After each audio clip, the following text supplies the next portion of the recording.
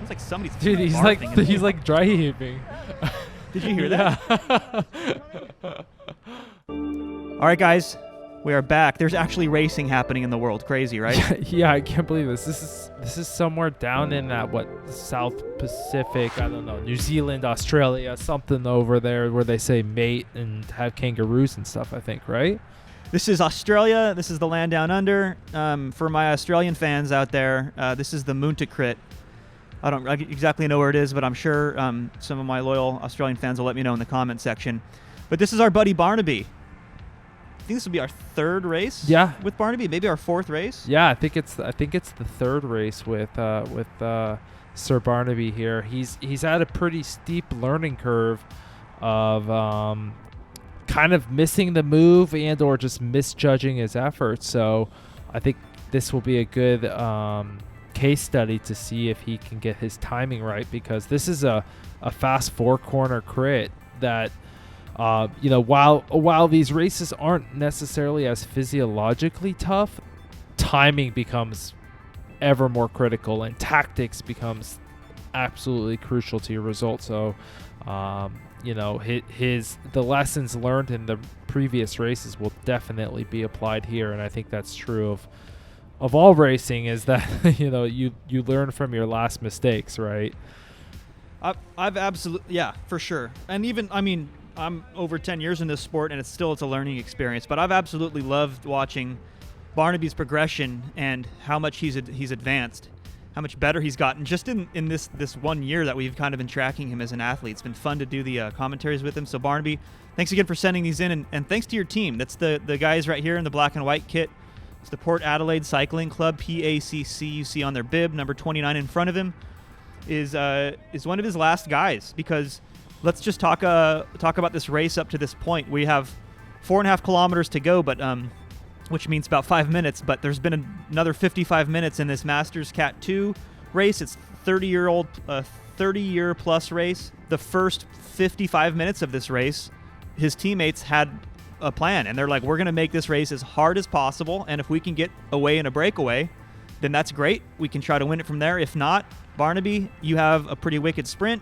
Why don't you just sit in, chill, relax? So I love that, these guys are developing individually as athletes, but also as a team, and this is just awesome. It just reminds me of when I was coming up back in the day in this type of field. Not quite Cat 1, but on my way, the path there, and just, I don't know, just bring back great memories. I don't know about for you, Brian, going back to when you first started bike racing. Yeah, I think it's just like a positive feedback loop. Like, even if you guys, if you're with a group of people who don't know the answers, everyone's encouraging each other to find the answers, and they're willing to help you find those solutions. And so if somebody self-identifies as a sprinter, they're going to be like, oh, well, let me help you try to be a sprinter.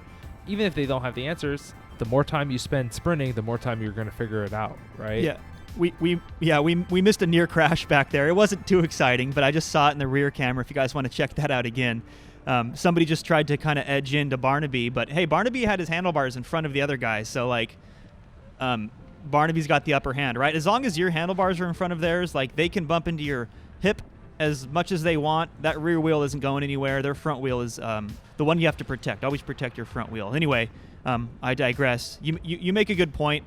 That's often a misconception in this sport, is I'm going to do something that is beneficial for me, and that means that, teamwork doesn't mean anything anymore. But it couldn't be further from the truth. You do things that benefit you and the team. You work together, and it seems like Barnaby and his teammates, he just found the right group of guys, and they're making that happen. So where we're at now is, like I said, his teammates tried getting away in a breakaway the whole race. Barnaby described the first 55 minutes of this race as basically a warm-up for the sprint. So job well done for his teammates. Even though it wasn't successful, what it's done is it's teed up Barnaby here for the sprint. And his teammates are still up here. You can see them covering moves, taking pulls on the front, and just keeping Barnaby up here in the top kind of 5-6 positions, which I would argue maybe is a little bit too close to the front. But Brian, talk us through being in the top, I can see it like good things and bad things coming from being like in the top 5 in a crit. What do you think? Yeah, so I think when you're close to the front, as soon as your handlebars in front of that kind of arrow effect that like knows where the pack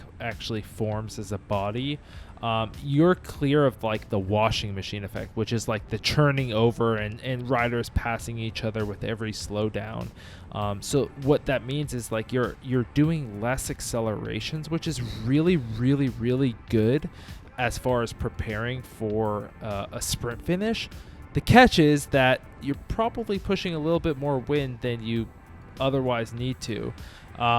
So I would, but it's a more consistent effort, so it can be more efficient. And oftentimes it is more efficient. Yeah. So the cliche answer is like it depends on you, what kind of sprinter you are. So like just because you're a sprinter, I'm gonna probably opt for this route versus what you're gonna opt for, right? Because I'm more I only have a couple pops as a sprinter as opposed to you who has a bunch of snaps, right? So like not every sprinter is the same either.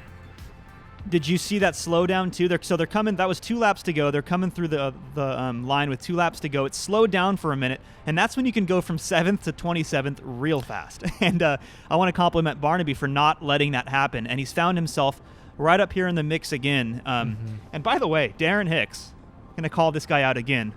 One-legged guy up there, unbelievably strong, stronger than most of these guys with 2 legs. Pretty impressive.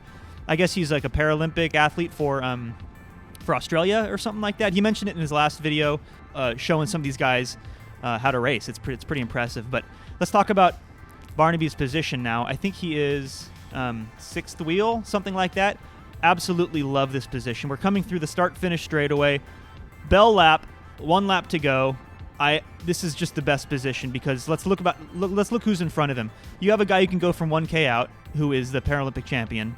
I don't know who this guy is in front of him, but the 2 riders at the very front of the race are on the same team. That's the Rocket team.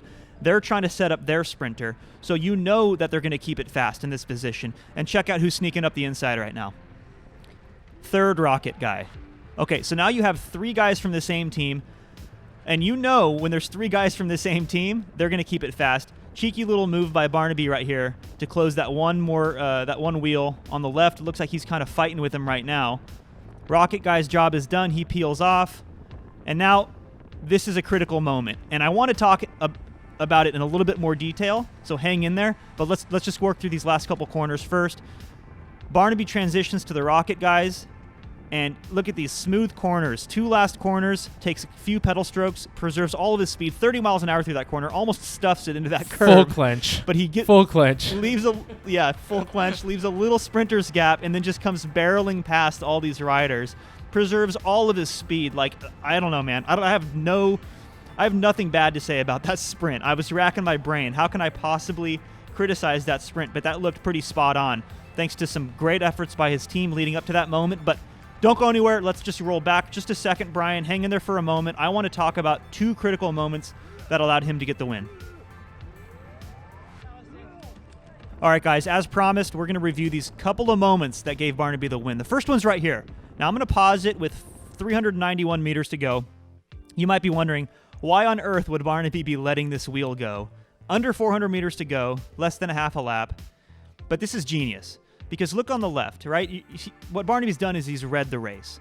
You have these 2 Rocket Racing guys on the same team. And when you have a lead out like this, you know that front rider, his finish line is going to be like maybe the last corner. His entire purpose is to deliver 463, the Rocket Racing sprinter, to 200 meters to go in the draft. So you know those 2 guys are going to keep it fast, and they're not going to allow Darren, is that his name? Yeah, Darren Hicks, the Paralympic champion, too far off the front. They're going to keep that in check. So instead of Barnaby having to go too early and expose himself to potentially some wind with, more than 200 meters to go, Barnaby's like, I'm going to slot in.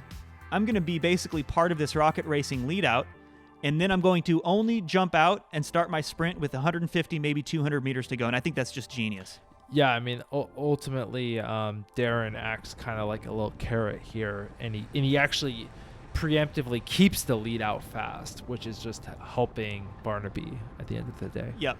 And look at that. He keeps his position. He remains in the draft. 30 miles an hour draft is important. They almost stuff it in this corner. It's kind of scary.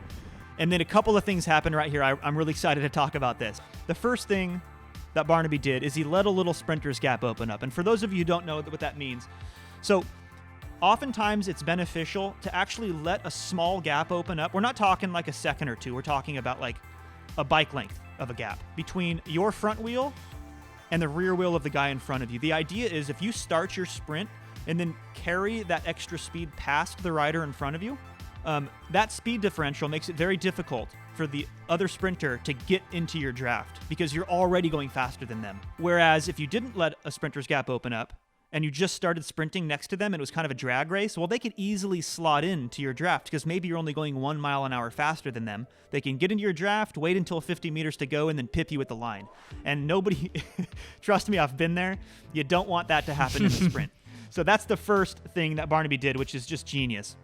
The second thing, which you kind of see it right here. By the way, 1,478 watts. Dude. Woof. Big boy watts. Woof. Woof. Right about here, you can see the other thing that Barnaby does that's genius. Now, you can still see the Rocket lead out his front wheel on the left there. Barnaby has effectively boxed in the Rocket sprinter, who is behind him and to the left. There isn't enough gap to shoot in between the Rocket lead out and Barnaby on his left. And then to the Rocket sprinter's left, immediate left, there's a curb, so he can't go further left. So he's got a couple of options, both of which are losing. One, he waits. With 112 meters to go, Barnaby pushing 1,450 watts, you can't wait 2 seconds. There's only about 8 seconds left in this race. The only other option is you go full Mark Cavendish, Peter Sagan, and just barge your way into Barnaby. But Barnaby knows how to handle himself and his bike in the last couple corners of a crit from what I've seen. So Barnaby's not going to budge. That's a losing situation. Barnaby's got his handlebars in front of the Rocket sprinter. So I don't know, man. Barnaby just wins. This is just great all around. Yeah, I think it's just about reading the momentum of the pack, and I think it's he read his acceleration during that deceleration of the lead out, and like that's when, if you watch any Pro Tour sprint finish, like that's when the sprints start. That's what the marks of a good lead out.